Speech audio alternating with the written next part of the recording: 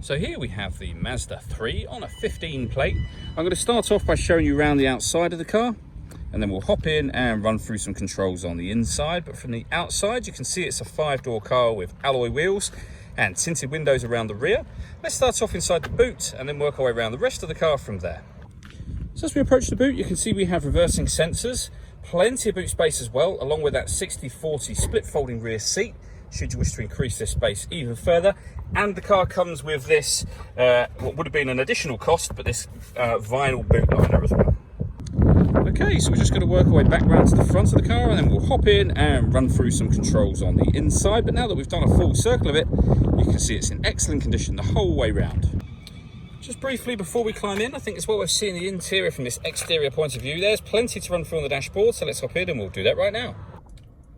Okay, now that we're inside the car, we're going to start with the dials. We have the rev counter in the middle, along with the digital readout for the speedometer. To the left-hand side, we have the total miles of the car, which is 24,370. And to the right-hand side, the trip computer and fuel gauge. If I raise the camera up just slightly, you'll see that this car has also got a heads-up display. So your speedo will be displayed digitally in front of you there, as well as down here. If we back out to the steering wheel, on the right-hand side, we have cruise control and speed limiter. And on the left-hand side, we have stereo and then phone controls at the bottom just here. The phone controls can only be used after such time as you paired the phone up. And that is done over on the central screen under the phone icon, which is currently the one that's being highlighted. You can move it across any of these by using this dial just here. This button will take you back to the home screen, or you can go to the sat nav or your music options directly from here. Otherwise, everything is done from here, and the main volume for the stereo is controlled just there as well. So for example, you can access your satellite navigation. We've done a video showing how this works, which you can find on our website and on our YouTube channel. We can go back to the home screen, so you can set up your phone under that communication heading, and you can go to your entertainment menu from here as well.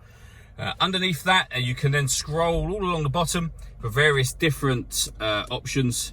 So for example, you can have an FM radio station list, and you can rotate any of those and select and listen from there should you wish to. This car's obviously got the radio as you've seen, but it's also got a CD player as well as auxiliary and USB inputs as well. So plenty of ways to listen to your music in this car. Working our way down, we have heated passenger and driver seats, both with 3 different heat settings each. That button turns on and off the parking sensors. We then have dual zone climate control, so you can adjust the passenger temperature. The same on the driver's side. You can turn the fans up and down from here. You can determine where you'd like the air to be redirected with this button. When you're happy with those settings, you can turn the air conditioning, in this case, to eco, off, or back on again, or just hit auto, and the car will now take control of the fan speed and the direction of the air to maintain the temperatures you've asked for. You can hear it doing that, you can see it doing it as well. You can override that whenever you want, and auto will turn off as soon as you do so.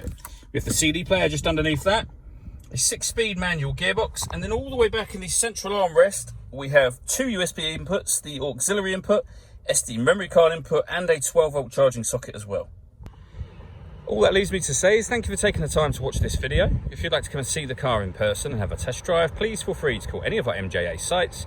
We'd love to hear from you soon.